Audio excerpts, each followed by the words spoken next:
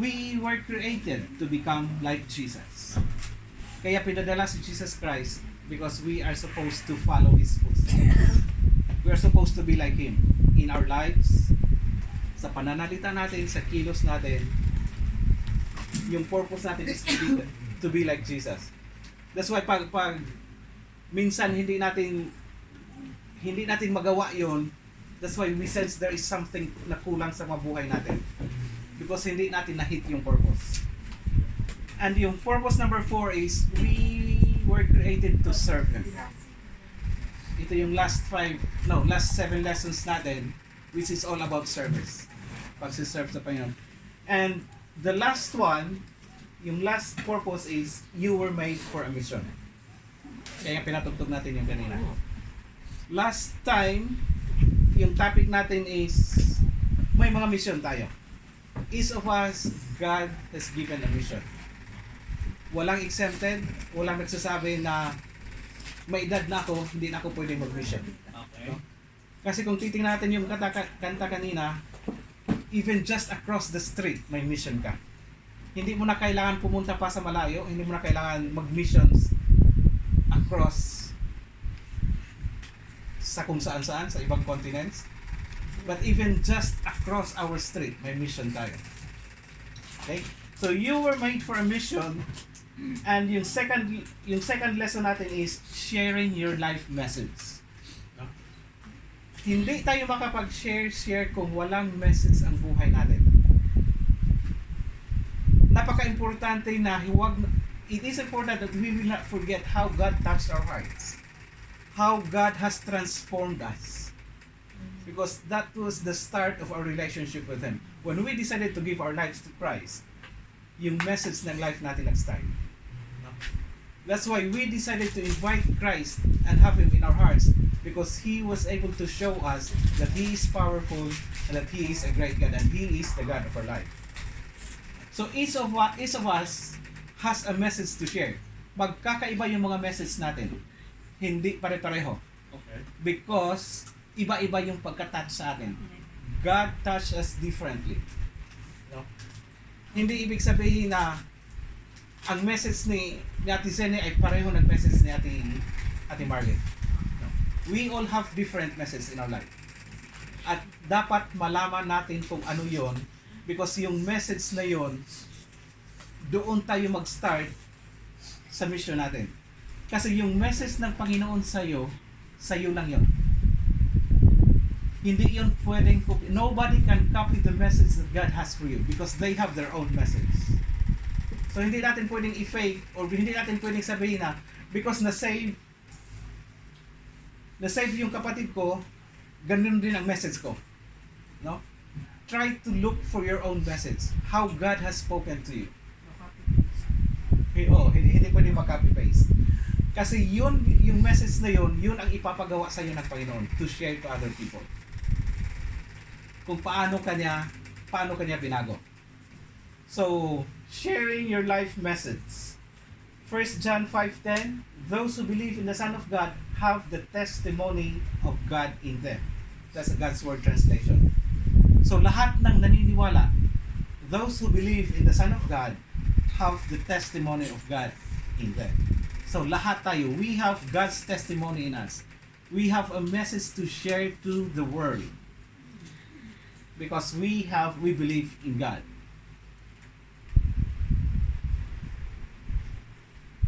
God has given you a life message to share. Yung life message na yun, hindi yun para sa'yo. Minsan, sarilinin natin. That's the common thinking, lalo na sa mga Kristiyano ngayon. That how God has spoken to me, para sa akin lang yun. No, that message na binigay sa iyo ng Panginoon, you are supposed to share it. Hindi lang para sa iyo yun. Because mas maintindihan ng ibang tao kung ano yung isi-share mo dahil personal yon na experience. Hindi yung nangyari sa ibang tao. Ikaw mismo, sa buhay mo mismo nangyari yon. So, ang tanong ngayon, do we know kung ano yung message ng Panginoon sa atin na pwede natin i-share?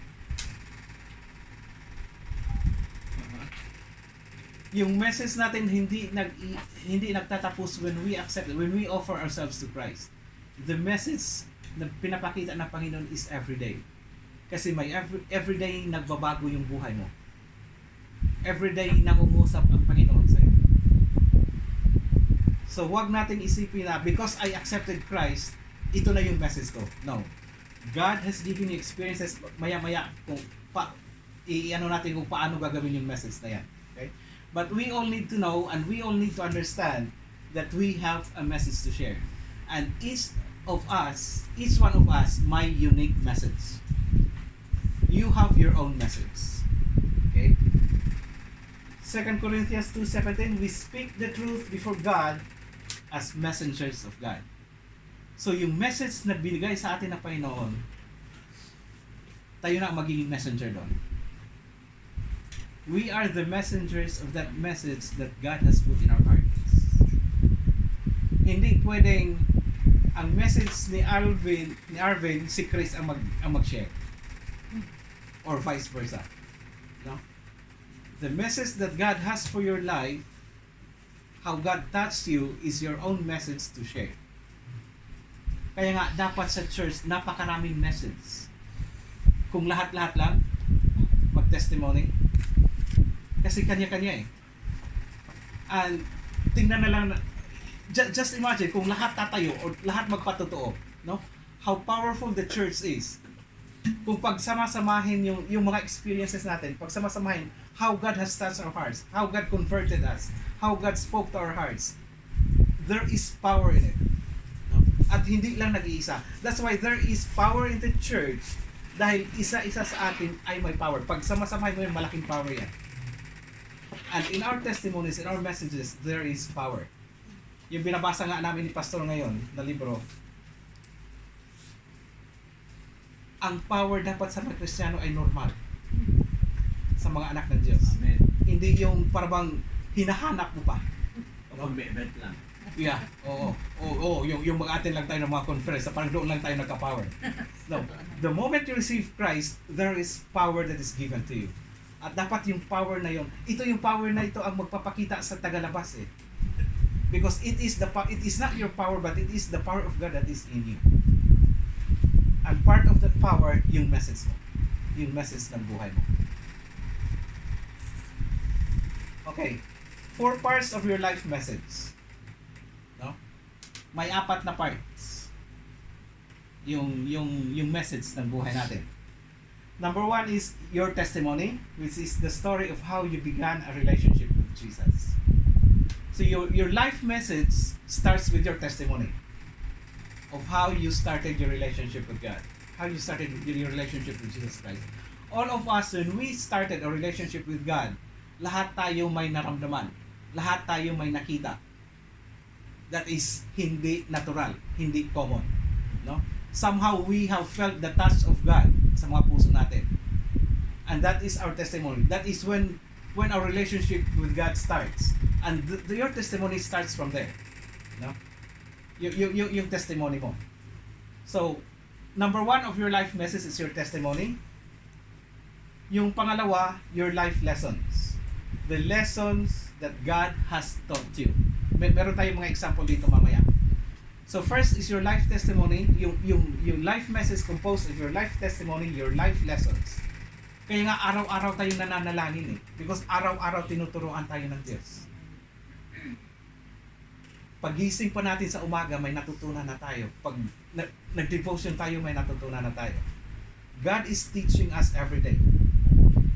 Kaya kung tutuusin lang, ang matagal-tagal ng mga Kristiyano, mahaba-haba yung testimony. Kung araw-araw lang nakikinig, kung araw-araw lang yung lesson na pinapakinggan. Papahaba ang pagiging Kristiyano, papaigsi. Yun. Oo.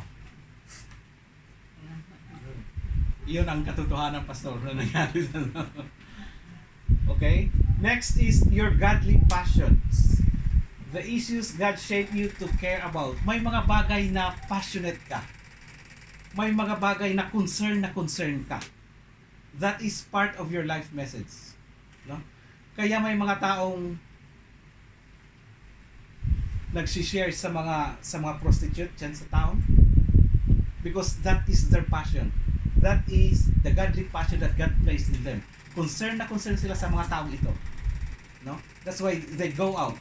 There are yung pumunta sa atin dito, yung 1040 window, yung passion nila ngayon is yung mga Muslims na ma-reach out. No? And hindi lang yun. We don't need to go mag-abroad. We have ang J-pop? You always sa school ninyo, there you have friends. No? Na nilagay ang Panginoon sa mga buhay ninyo. And that can be your passion. You don't have to speak, but all you need to do is show to them that you have Jesus Christ in you. Yung hindi ka mag-compromise sa lifestyle nila, that is already showing them na there is a difference in your life because you have Jesus Christ. And that can be a passion for you. Ulitin ko, mamaya may examples tayo dyan. And the last one, part of our message of course is the good news. The message of salvation. Yung life testimony, life message natin, nag-i-end up yon sa message of salvation. Because we are encouraging others to be saved. We are inviting others to come into the knowledge of the salvation of God. So that's part of our life message. Okay? So testimony, lessons, passion, saka yung good news. Those are the 4 parts of our life message na dadalhin natin. Kung titingnan natin, hindi na kailangan mag-Bible school eh. Diba? Para lang dadalhin natin yung message. So ito yung karaniwan sa mga, lalo na sa mga most members of the churches is, kay pastor na lang yan. Kasi nag-aral naman si pastor sa Bible school eh. Or anointing ni pastor yan eh. So si pastor na lang ang mag-share ng message. Si pastor na lang mag-share ng salvation. No, if we go back all those 4, hindi kailangan eh. No, because it is your personal message ang i-share mo. And you don't need to go to the Bible school para mag-share ng life message. That's why all of us ay tinawag na mag-share. Okay, let's try to i-dissect natin one by one yung 4. Okay? Yung testimony. This is the essence of witnessing, simply sharing your personal experiences regarding the Lord. It is your personal experience. Hindi ka maghihiram ng experience ng iba.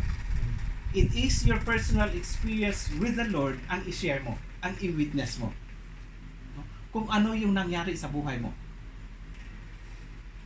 Hindi yan ituturo sa sa Bible school. Tinuturo yan sa iyo ng Panginoon. Personally sa buhay mo. So it is yung personal experience mo ang testimony. Okay. Acts 1:8, you will be my witnesses. Sabi ng Panginoon. So, i-try natin. Ano ba ang witness? Ano ba ang ginagawa ng witness? Kung nasa korte, ano ang ginagawa ng witness? Testify. Okay? Witnesses simply report what happened to them or what they saw. Sinasabi mo lang kung ano yung nangyari sa'yo. Or kung ano yung nakita mo. That's all. Ito lang yung hiningi sa atin ng Panginoon. No, isi-share mo lang kung ano yung nangyari sa'yo. Or kung ano yung nakita mo. Minsan kasi, gusto nating maging lawyer. Witness lang ang pagkatawag sa atin. Ano ba ang ginawa ng lawyer? Ang lawyer ang kailangan i-prove niya yung case. Kailangan makipagdebate siya. Hindi gasay. Oo. Para lang ma-prove yung case. Pero we are not, sa Acts 1:8, we are not called to be lawyers. We are called to be witnesses. So mag-share lang tayo ng testimony natin. Kasi lang dapat pinapahirap. Minsan kasi, masarap maraming alam eh. Kailangan i-prove ko to. Diba? Kailangan marami kong alam para ma-prove ko. No. Hindi naman pala nga nakakatakot eh. Yeah. Kasi yun yung thought na nakakatakot kasi magsasabi ka lang ng Yeah. What happened to you? Yun lang ang i-share mo. Bakit nabago yung takbo ng buhay mo? You are a witness of your own experience. So yun ang i-share natin. Okay? Huwag tayong magpaka-lawyer. Hindi natin trabaho yan. Ouch. Witness lang tayo. Yun lang ang pagkatawag sa atin sa Acts 1:8. We are called to be witnesses, we are not called to be lawyers. Okay? So, ang mag-proof ng mga sinasabi natin, ang Holy Spirit na. Ang mag-defend ng mga sinasabi natin, ang Holy Spirit na. Sasabihin lang natin kung ano yung nangyari sa atin. And that can be a powerful testimony. Titingnan natin yan mamaya. Sharing your testimony is an essential part of your mission on earth because it is unique. Ito yung sinabi ko kanina. There is no story just like yours, so only you can share it. If you don't share it, it will be lost forever. Kung hindi mo ma-share yung testimony mo, yung life message mo, mawawala yan. Kasi walang ibang mag-share niyan eh. Ikaw lang ang pwede. Mawawala yan because hindi mo share. It is unique. Ikaw lang ang nakakaalam yan. Ikaw lang ang may power to share it. Kaya nga hindi pwedeng kopyahin ng iba eh. Yung life message mo. Okay? So yung life message natin, tayo lang ang makapag-share. Hindi si pastor, hindi yung mga asawa natin, tayo mismo. Yung mga experiences natin, tayo lang ang may power to share it. Actually, Brother Manny, pwede mong i-share, actually na-experience natin yan, pwede mong i-share, pero yung impact, yeah. wala Hindi. parang nagkwento ka lang ng story. Kwento ng It iba. didn't happen. Yung para second-hand information. Second hand po, at saka hindi mo ma-personify it. Yeah. Justice. Oo. Actually, hindi ko alam. Meron kasi ako pinukusid na imbitahin dito sa England. Kagabi, kino-contemplate ko ito. Hindi ko alam kung kilala niyo si Bill O'Hero. Actually, ka-message ko siya kagabi. Si Bill O'Hero po siyang nag-compose, Brother Manny, ng kantang Isang Dakot ng Kanyang Himala and some other Filipino songs, and he brought thousands of inmates. Dati ho siyang ex-convict, batang tundo, pero nasa Laguna na siya. Pag hunakatan yung katawan niya, puro talaga tato. Ang tawag ho sa kanya si Bill Carpa. Ex-convict ho siya. Nung naborn again ho sa ay grabe ho. Talagang iniimbita ho siya, Hong Kong, Singapore, Japan. Actually sa Europe, iniimbita rin siya. Actually gusto ko alam rin kagabi pag mayroon siyang visa ng UK. Talagang ang grabe ho nung ginawa sa kanyang pangan. Actually ho, isa rin ho siya sa mga napaka-vocal na talagang tinutreat sa niya yung mga leaders na masyado na nagiging materialistic. Sinasabi nga niya, it's all about your testimony eh. Sabi niya, hindi ako ito mga sinabi niya, parang hindi ako pastor. Pero modestly aside, sabi niya, mas marami akong nagdalawang kaluluwa from impyerno to langit because of my life testimony kaysa sa maraming pastor, which is true. Kasi nga, minsan yung testimony mo, yung life testimony mo is more powerful eh. More than enough. Can work more properly and personally sa mga tao mong binibig. Diba? Si Pablo, sabi nga niya nung wala, di ba lagi nasabi ko? Si Pablo, wala naman hong alam ng Christian doctrine si Pablo nung una. Ang sabi lang niya, hindi ko alam kung ano nangyari sa akin. Sabi niya, pero isang bagay lang alam ko eh. I was once lost, but now I'm found. Yun ho ang kauna-unahang doctrine ni Pablo. Hindi ko siya nagsasabing alam ba ang doctrines of grace, ang doctrine of faith, ang doctrines of incarnation, o kung meron incarnation man sa tradition nila, o kung meron mang salvation, blah blah blah. Ang sabi ni Pablo, isa lang alam ko, I was once lost, but now I'm found. Alam mo kung minsan dapat din ang share natin. Alam mo, ganyan ako katulad dati sa iyo. Alam mo, pero ginagawa ko ng Diyos. Life's testimony. Yun ang sabi ko, brother. Lahat ng testimony natin, lahat ng message natin may power. Kasi binigay yun ng Panginoon. Huwag natin mamaliitin yun, yung mga message natin. Okay, your testimony is more effective than a sermon. Okay? Professional salesman versus satisfied customer. Yung mga nagpe-preach, si pastora ako, sa harapan. Para kaming mga salesman yan na nagbibenta sa inyo ng the truth, no? Pero mas powerful, mas effective ang satisfied customer. Totoo naman. Sino yung dati electrolog sa Pilipinas? Yung kumakatok sa atin, di ba? Sa mga pinto natin, mga electrons may dala-dalang ano. Hindi natin pinapapasok. Because they're salesman, ayaw nating makinig. Pero mas nakinig tayo sa mga nag-share na, ay maganda nga itong product na ito. Mas napabilib tayo doon. Bakit? They are satisfied customer. Tayo, we are satisfied customers. No? Satisfied tayo dahil kung ano yung ginawa ng Diyos. So, hindi na, of course, sermon are necessary on Sundays. Feeding natin yun, ano? Pero when it comes to testimony, when it comes to sharing, mas powerful yung personal testimony mo. Kaya nga, meron tayong mga cell groups kasi doon tayo nakapag-share ng mga testimonies natin. Mga experiences natin. Because tayo mismo ang naka-experience. Tayo mismo ang nasatisfy sa Panginoon. Okay? So, magkaiba yun. Huwag naman na hindi na kayo makinig kay pastor or sa amin na nag-preach. No? Kailangan nyo rin yung mga sinasabi on Sundays. Kaya lang, ang point nga lang dito is mas powerful, mas effective yung testimony when it comes to sharing to other people.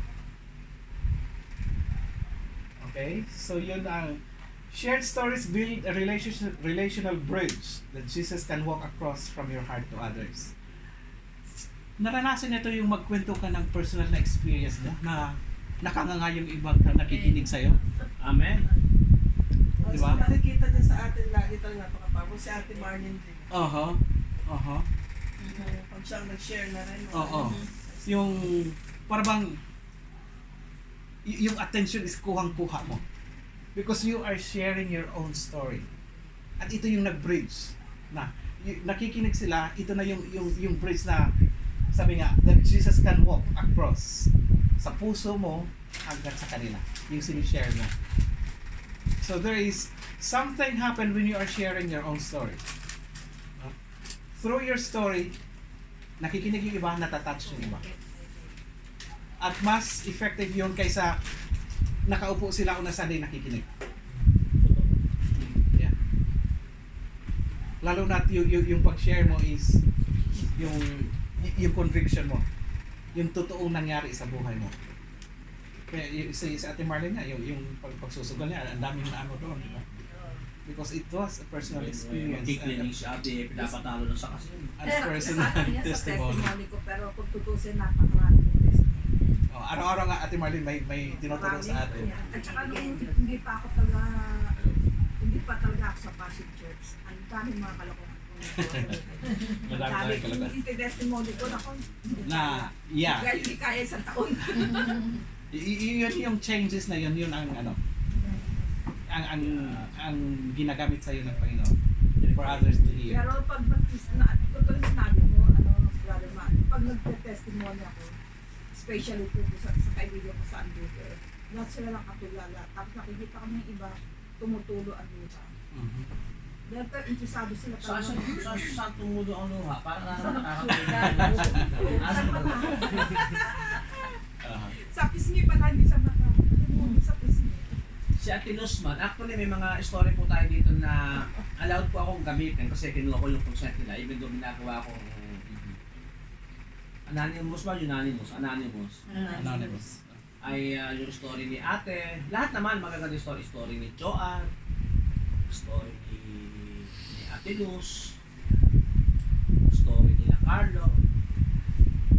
Kasi pag nakita talaga nila yun, sabi ko, ano nangyari yun? Yeah. Hindi ko siya sabi mas powerful sa Bible kasi kung minsan yung Bible parang iniisip nila parang written no? Tapos pag nagkwento ka yung actual story ng ibang tao parang nakikita na napipigil nila parang 3G no? 3G, 4G no? Talaga nangyari yun, hindi ko kaya nakaka-relate siya. Kaya gamitin natin mga natin, testimony natin. Lahat tayo may testimony sa buhay natin. Another value of your testimony is that it bypasses the intellectual defenses. Many people who won't accept the authority of the Bible will listen to a humble personal story. Yung mga taong nagmamagaling, yung mga taong makipagdebate dahil mas alam nila, try sharing them your personal story. Wala silang masabi. Tutupi, no? Kasi personal mo yun eh. Tutupi pala.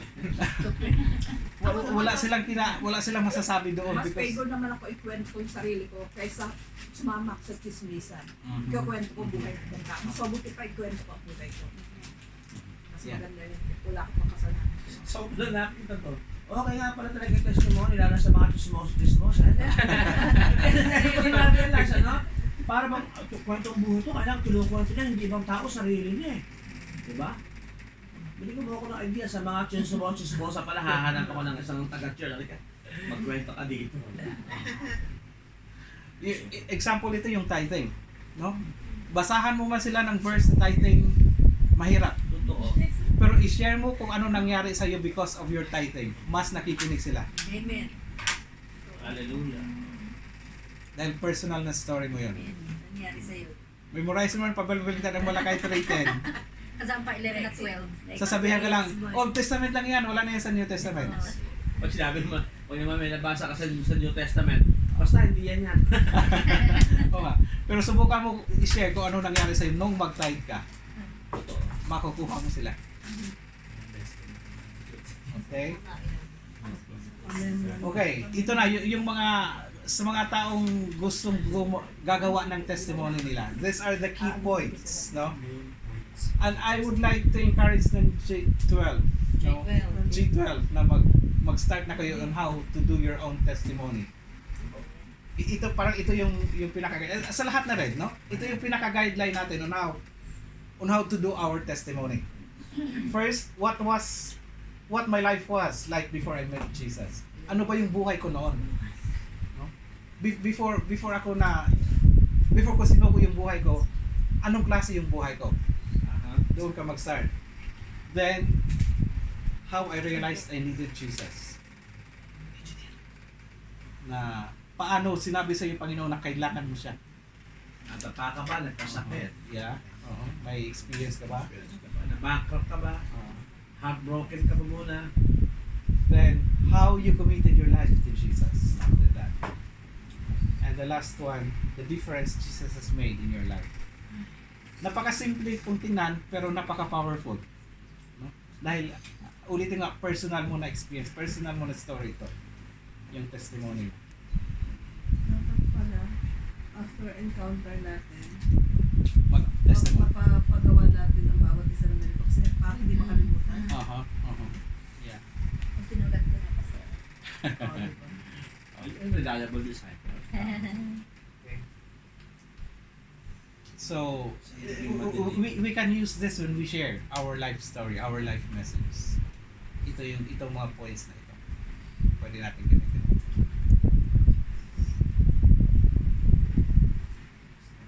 Pangalawa, your life message includes your life lessons. Yung mga natutunan natin sa mga experiences natin. The truths that God has taught you from experiences with Him. Yung mga pinagdaanan natin sa mga buhay natin. Siguro hindi pa masyadong marami sa J12. Mga bata pa kayo. But you will have your own lessons. Every day in your life, God will reveal to you His truths. The way you interact with others, the way how you carry yourself to school, may mga lessons doon. Ano mga example dito? What has God taught me from failure? Lahat tayo may mga failures. No? Ano ba yung tinuturo ng Panginoon sa atin? What has God taught me from lack of money? Yung naghihirap tayo, na minsan wala na tayong malilingunan. No? God is teaching you something. What has God taught me from pain or sorrow or depression? And what has God taught me through waiting? May mga impatient pa ba sa atin dito? Mahirap maghintay. No? Let's all remember, these are all lessons na may tinuturo sa iyo ang Panginoon. Or God is telling you something. God is speaking to you sa mga situations na ito. Meron pa? What has God taught me? Yung mga nagkakasakit. Magandang itanong to kay Ate Ate Letty. Ano yun? Pupunta ba tayo bukas Ay, pinatanong pala Pastor kung anong time ang visiting hours ng C4. Wala naman. Okay. Kasi si Ian yata mag-drive. Ate Yoli, Pupunta niyo ba sa Ate? bukas. Ay, na. Ate Yoli, wala daw Pero Walang time. pero they're giving time from 2 o'clock to 4 to rest. 1 to 3 to 4. Okay, mga disappointments natin. Kung meron Pamilya natin, yung church, mga relationships natin, ano yung tinuturo. These are areas of our life na may sinasabi ang Panginoon sa atin. Na nangungusap ang Panginoon sa atin. And we can draw lessons from them. Itong mga areas na ito. So, if we go through these things, let's not harden our hearts. Let's not be defensive or let's not be critical. But let's begin by asking God, what are you telling me? Ano ba yung sinasabi mo sa akin dito? Mas madali kaysa yung sisihin mo yung sarili mo or sisihin mo yung ibang tao. Instead of asking, you can ask God kung ano yung sinasabi niya sa'yo. Sorry po. Psalms 106:43, over and over God rescued them, but they never learned until finally their sins destroy them. Bakit sinabi ko bakit andyan yung verse na yan? Because we also need, it is wise to learn from the experiences of others. May nakikita tayo ng mga tao na dumadaan. No? May pinagdaanan. It is wise to learn from what they are going through as well. Kasi nga, yung mga taong hindi natuto, mga taong hindi nagli-learn ng lesson, ibalik ko yung verse, their sins destroyed them. Yung kahit anong God is kulang na lang sisigaw siguro ang Panginoon para marinig siya. sa ulo. Oh, pero hindi nakinig. The end result is yun lang naman talaga kung hindi tayo makinig sa Panginoon. Hindi siya nasisabi. Ito talaga. Okay? So, titingnan din natin sa mga kapatiran natin. Sometimes it is easy to give counsel. Sometimes it is easy magbigay ng payo. But it is also, sabi nga, it is wise na matuto din tayo sa mga pinagdaanan. Parang huwag na nating pagdaanan yung pinagdaanan nila. So let's not be critical kung ano pinagdaanan nila. Let's be compassionate, but let's learn sa kung anong pinagdaanan nila. Okay, number 3, sana lang after this. Your life message includes sharing your godly passions. Ito yung sinabi ko kanina. Na may passion na binigay sa iyo ang Panginoon. It can be your family, it can be your friends. Because as you grow closer to Him, He will give you a passion for something He cares about. May mga importante na mga bagay para sa Diyos na ibigay niya sa iyo, bibigyan ka ng passion para ikaw ang gagawa noon. No? He cares about deeply so you can be a spokesman for Him in the world. Kaya kanya binigyan ng passion dahil passion niya rin yan. Binigay niya sa iyo. Anong mga example dito? Group of people, ito yung sinabi natin yan, mga Muslim, mga tribes, or kung anong mga ethnic groups. No? Kaya may mga taong gusto talagang pumunta doon. Gusto mag-travel, maging missionary. Because God put in their hearts yung passion about those groups of people. May mga taong ang passion is yung mga abused na mga tao. Mas makapag-relate sila to those people who are abused. Kasi nasa puso nila yung passion na yun. Sa mga drug addicts, sa mga depressed, sa mga nagkakasakit. Yung example nga natin sa King's Church is si Charles, di ba? Na pumupunta sa barcade on Friday night dahil yung mga prostitute doon ang sinishare nila. Because it is in their hearts. Yun ang passion na binigay sa kanila ng Panginoon. Pero naman yung nagpapakain dito sa may town daw Mm-hmm. Yeah. every Friday afternoon yata. Yeah. Parang may naglalagay sila ng tent and then may free food sila. Oo, sa mga homeless na. Which I think kahit hindi homeless, pupunta na doon. Anyway, that's their passion. Kasi ang haba ng pila, nakita ko doon. Ang haba ng pila. Try eh. Oo. Kata ko ipipila sa data. Soup lang sa katinapay. Or Okay, coffee right. siguro pag ano. Yeah, may oo. tent. Pag winter. Oo. Gawa rin tayo ng ganun. Gawa rin. Pwede din. Oh, may passion na eh. I don't Si Ate Marlene. Kaya lang, makakailangan pa kayo ng mga Ilagay sa heart. Yeah. So, titingnan natin kung ano yung mga passion sa mga puso natin. Ano yung pinaka-concern natin when it comes to proclaiming the gospel. Kasi hindi lang naman tayong lahat pwedeng magtatayo doon at maghahawak ng megaphone. We can do that by actions. No? Just a simple word like Jesus loves you and then mamigay ka ng pagkain ng ano would be enough. A passion to speak up for a group of others who can't speak for themselves. So may mga taong ganito. Yung mga inaapi, sila ang tatayo para sa kanila. That is a passion. Siguro ewan ko kung meron sa atin dito na somehow I am seeing it kay Dam. Na yung hirap mag-explain, siya ang tatayo para sa kanila. Siya yung papasok para i-explain kung ano yung ano nila. Yun na, speak up for a group of others who can speak for themselves. Baka meron tayong passion na ganyan. It is from the Lord. Okay? God gives us different passions so that everything He wants done in the world will get done. Kasi nga, passion niya rin yun. First of all, passion niya ng Panginoon para ma-reach out itong mga tao na ito. At binibigay niya sa puso natin itong passion na ito. Para magawa-gawa yung passion na yun. Yung gusto niyang gawin. We should not expect everyone else to be passionate about our passion. Magkakaiba tayo ng passion. Huwag natin i-expect na dahil passionate tayo in this area, dapat lahat passionate in this area. No? You have your own passion. Binigyan ka na pa ng sarili mong passion. So be passionate of what you have. But don't expect na susunod sila because passion mo yun. Ipakita mo na lang na ito yung passion na binigay sa akin ng Panginoon. And I will act on it. I will do something about it. Okay?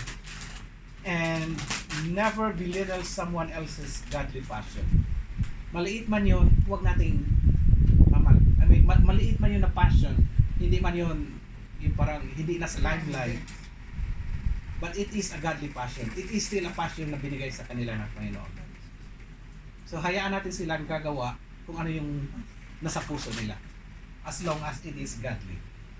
Okay? Galing sa Panginoon na passion. Last one. Your life message includes the good news. Ito yung pag-share natin ng salvation. The good news is that when we trust God's grace to save us through what Jesus did, our sins are forgiven, we get a purpose for living, and we are promised a future home in heaven. Ito na yung isi-share natin. Ito na yung good news, which is part of our testimony, part of our life message. Ito na yung i-share natin sa kanila. Yung salvation nga. Tapos yung purpose ng buhay natin at yung promise of heaven. Ito yung pinaka-good news na ma-share natin sa iba. Kaya yung last week na lesson natin, tayong mga Kristiyano, we have the best message na maibigay sa mga tao. Because it is salvation and it is heaven. Pero hindi natin ma-share. Kung ano-anong sinishare natin, no? Forgetting the fact that yung news na pinapashare sa atin ng Panginoon is the best news that we can share to others. Because what it means is yung eternity nila, yung buhay nila. 2 Corinthians 5:19, for God was in Christ, reconciling the world to Himself, no longer counting people's sins against them. This is the wonderful message He has given us to tell others. So yung reconciliation natin sa Panginoon, yung pagbabalik nila sa Panginoon, ang ma-encourage natin.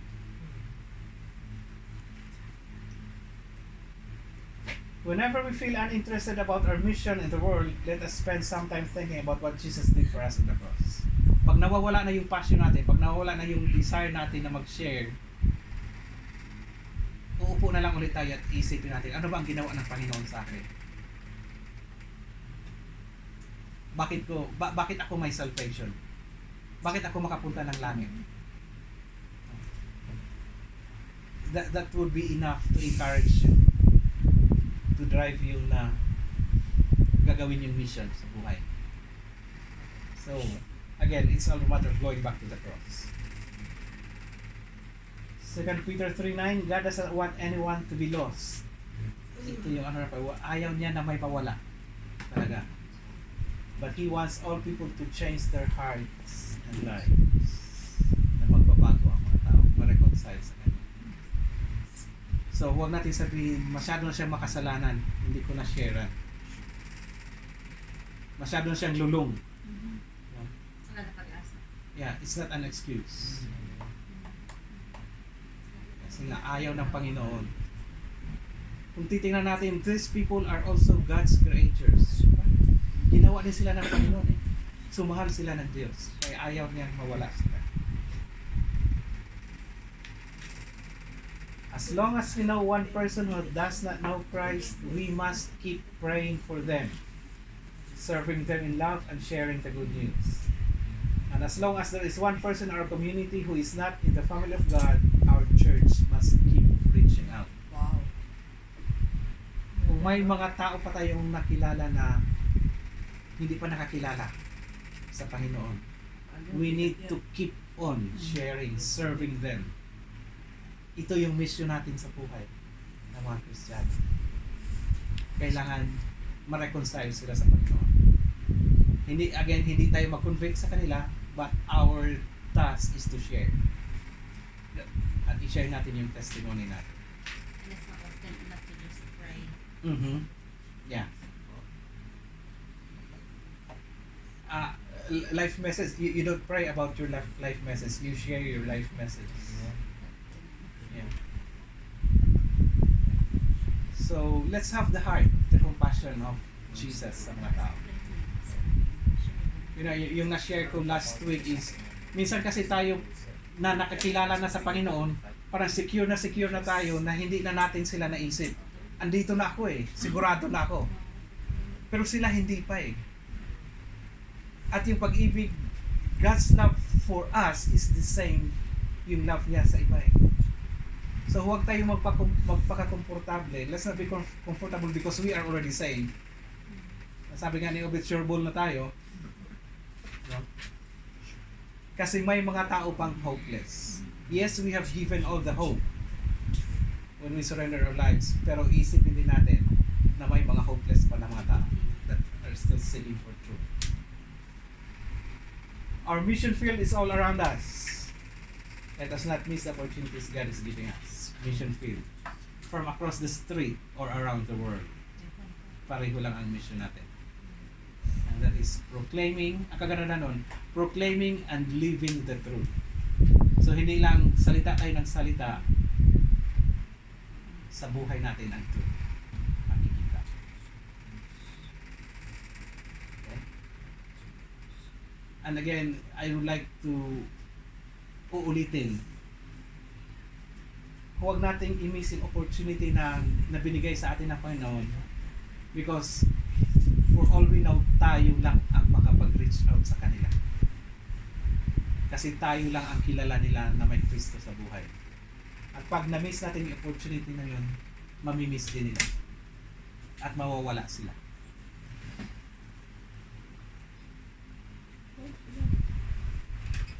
The eternal salvation of a single soul is more important than anything else you will ever achieve in life. Yung makilala, yung makapag-usher ka ng isang soul into eternity. Mas importante kaysa kung anong ma-achieve natin dito. Bakit? Kung ano man yung ma-achieve natin dito, iiwanan natin dito eh. Pero kung makapagdala tayo ng single soul, kasama natin sila sa eternity. Minsan kasi tayo nakafocus na sa kung anong ma-achieve natin sa mundo na knowing na mas importante dyan.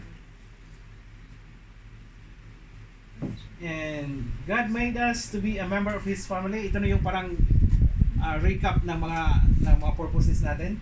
A member of His family, a model of His character, a magnifier of His glory, a minister of His grace, and a messenger of His good news. iniba ko ang kulay ng messenger Aha. kasi sa 5 na ito, itong 4, pwede natin gawin sa langit eh. Okay. Pero itong pang-5, magagawa lang natin ito habang andito tayo sa lupa. Hindi na tayo mag-preach ng good news sa langit eh. Wala tayong mag-preach doon. Okay? Pwede ba So, po-share? ang sinabi doon, of these 5 purposes, the 5th can only be done. Yung maging messenger tayo. Can be done on earth. The other 4 we will keep doing in eternity. That's why spreading the good news is so important. We only have a short time to share our life message and fulfill our mission. Kasi makapag-share lang tayo habang andito tayo sa mundo. Amen. Makapag-share lang tayo ng gospel habang nabubuhay tayo. Hindi na natin ito gagawin sa langit. Pero we can be a part of His family throughout eternity. We can be His, yung magnifier ng glory niya. Because we will glorify God when we get to heaven. Pero hindi na tayo mag-praise. Hindi na tayo mag-messenger when we get to heaven. So, a challenge is, kung, yun na nga, if we have to, kung i-compare natin yung lifetime and eternity, napaka-iksi ng lifetime. Kaya, napaka-importante. Because it is only in our lifetime na makapag-share tayo. Amen. Makapag-messenger. Last slide. Okay? God wants to say something to the world through Through me. me. May gusto sabihin ang Panginoon na ikaw lang ang makapagsabi. Lahat tayo, may mga message tayo na dala-dala. At ikaw lang ang pwede magsabi ng message niyo. Ikaw lang ang binigyan ng Panginoon. Kaya unique yung message mo, yung life message mo. And verse natin, be ready at all times to answer anyone who asks you to explain the hope you have in you, but do it with gentleness and respect. Be ready at all times. Na i-share natin yung testimony natin. Amen. Yung life message natin. And yung reflection, kung titanin niyo yung story ng buhay ninyo, isipin niyo rin, sino ba ang pag-share ko ng life message ko? Sino ba ang taong makikinig sa akin? O sino ba yung taong nilagay ng Panginoon sa puso ko to share my message? To share my life testimony. Okay? Praise God. Yan yung lesson natin. May mga message tayo. Kung i-recap lang, may mga message tayo isa-isa sa mga buhay natin. Wala pala, may ano natin yan. No, one time, self-reflect tayo na, Lord, pagka yung mga question kanina, parang ano natin, how are we kung bago natin makilala si Lord? Lord, ano ba yung buhay ko noon? Ano ba pinagagagawa ko doon? And then, Lord, nung na-encounter kita, ano ba yung nangyari sa akin? Ano yung na-change sa akin? And then, kasi yung magiging impact no, sa ibang tao, nung dati ganito ako, or dati ganito kami, ganito ako, and then, ito change ni Lord. Parang matandaan natin yun, or i-rehearse natin so that we can easily, ano yan, yung ma-share natin kapag may mga kaibigan tayo, nakasakay sa bus.